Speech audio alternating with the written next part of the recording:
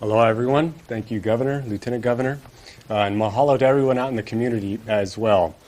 Today is the first day of the 14-day self-quarantine order for arriving passengers into Hawaii.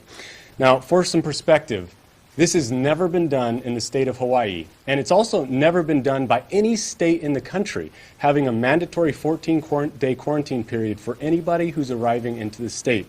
So with that being said, the process is actually going very well. First, I'd like to talk a little bit about the process itself. The passengers on domestic and international flights will fill out their agricultural declaration form. Now, normally, they would hand that to the flight crew prior to boarding. But now, in this case, they're going to keep that with them. They're going to deplane or get off the plane, and then they're going to be met by a representative. That representative is going to take their form and then confirm it with their ID to make sure it matches up so that the name and address match up. Then they will be given some information to take with them. It's the order for self-quarantine on one side and then information on the other side on what to do should they become symptomatic in the next 14 days while they are in their self-quarantine period. Now, residents will complete their quarantine at their home, and visitors will be quarantined at their hotel or their place of lodging.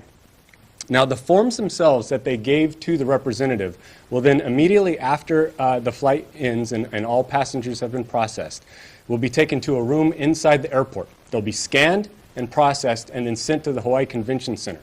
From there, representatives with the Hawaii Tourism Authority will then process, call the hotel where the visitors are staying to give them a heads up and notice that they do have quarantined passengers that are going to be on their way to that hotel.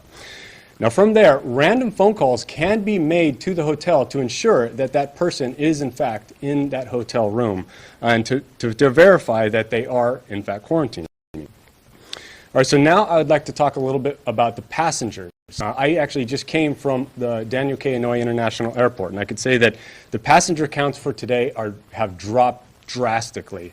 There are multiple flights that are arriving today with 0 or 1 passenger on board. And many of them are coming in with fewer than 10 people on the entire flight. The majority of those people are returning residents as well who are coming back from another destination. For a little bit more perspective too, comparing this March with last March, the numbers are also very drastic. As Governor mentioned, 87% drop off overall from this March from last March. But just a little more perspective.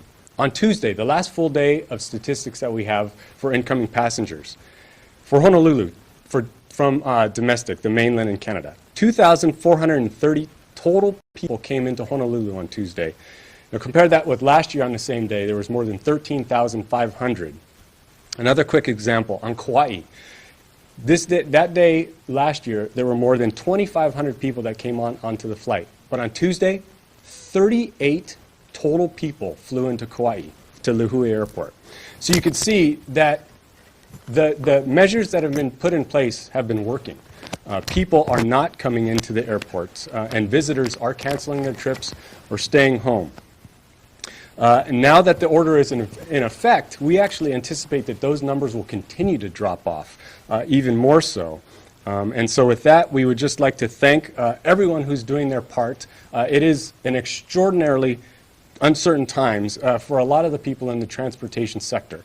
So we certainly acknowledge and thank the airlines, the concessionaires, the hotels, certainly the Hawaii Tourism Authority, which is also doing a very big part in playing into this process, as well as the media as well, because that has been a big part, because the word has definitely gotten out to the people around the world that during this uncertain time, people should not be coming to Hawaii for their vacations.